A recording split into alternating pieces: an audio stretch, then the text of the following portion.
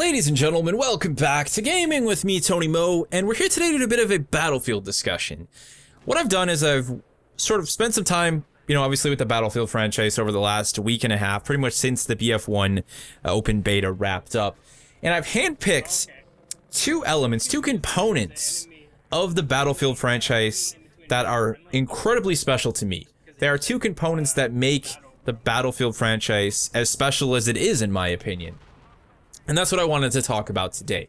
Now, the first place that we need to start is what I like to call the sandbox nature of Battlefield's multiplayer experience. Now, I know typically people use the terminology sandbox when they talk about a game like Minecraft or Rust or, something open world where you can build and craft. But to me, a sandbox can be a lot of different things. And in the case of Battlefield, each and every map that DICE has designed is a sandbox.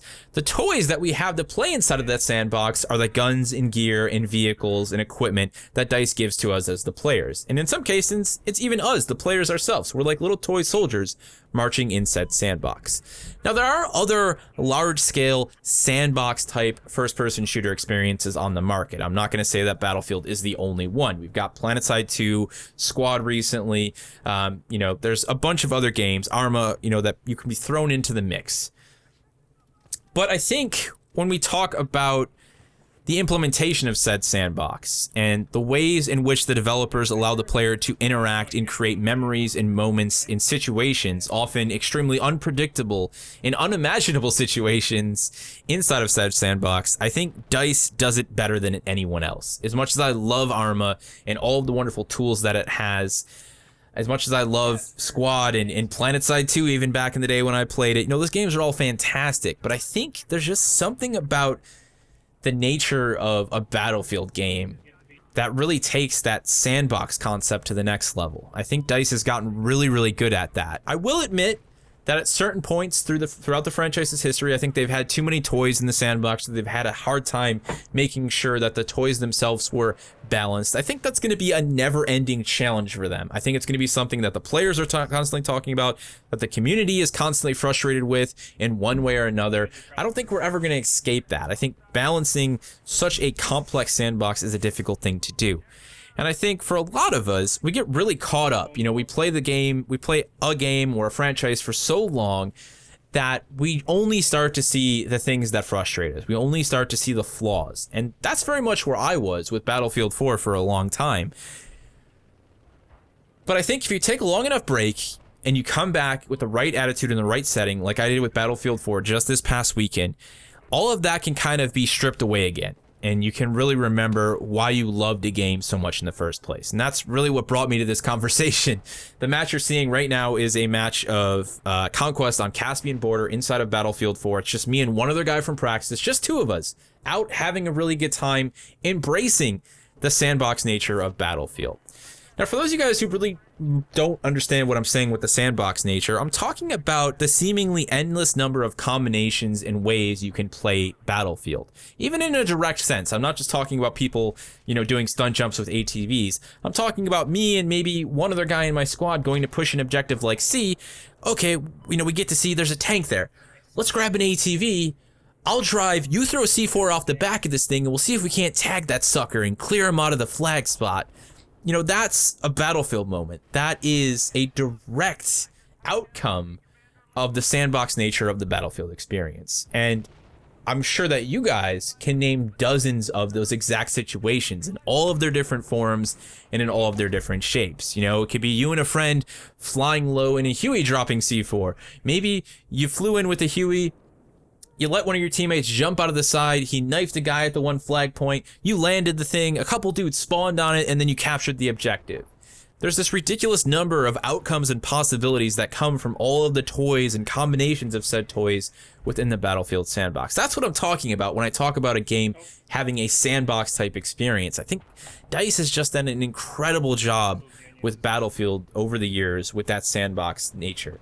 That for me is a huge part of why I enjoy the game so much. Actually, during this match, my friend Hells that I was playing with, him and I were talking about that. It's like Call of Duty, Halo, Counter-Strike. We love all of those first-person shooters. We really do.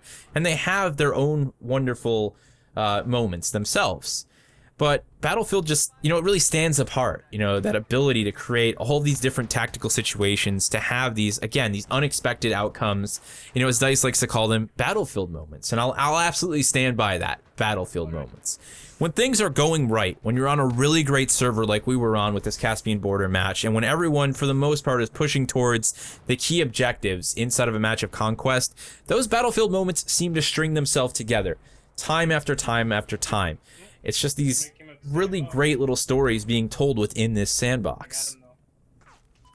Now, my second piece, when I talk about why Battlefield is so special to me, very much has to do with playing the game with friends. You know, I think DICE has done a great job of enabling people to play with their friends, you know, to join up and squad up.